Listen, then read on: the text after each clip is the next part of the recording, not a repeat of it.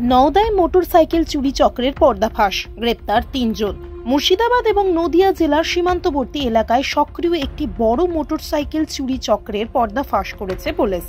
এই ঘটনায় মোট ৩ জনকে গ্রেপ্তার করা হয়েছে এবং তাদের কাছ থেকে ৪টি চুরি যাওয়া মোটরসাইকেল উদ্ধার করা হয়েছে। পুলিশ সূত্রে খবর, ২৫শে জুলাই দায়ের হওয়া নওদা থানা মামলা নম্বর ২৫৯/২৫-এর তদন্ত চলাকালীন মানুয়ার শেখ নামে এক অভিযুক্তকে গ্রেপ্তার করা হয়।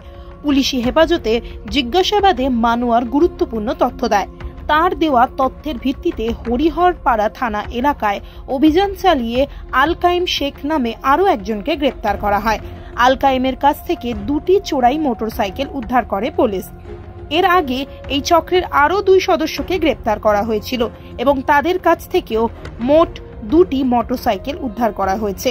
এই চক্রটি মুর্শিদাবাদ জেলার বিভিন্ন থানা এলাকা এবং নদিয়া জেলার সীমান্তবর্তী এলাকায় তাদের অপরাধমূলক কার্যকলাপ চালাতো বলে জানা গেছে।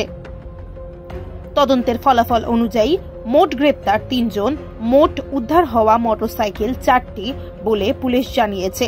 এই চক্রের সঙ্গে জড়িত অন্যদের খুঁজে বের করতে, আরও চোরাই জিনিস উদ্ধার করতে তদন্ত এখনো চলছে।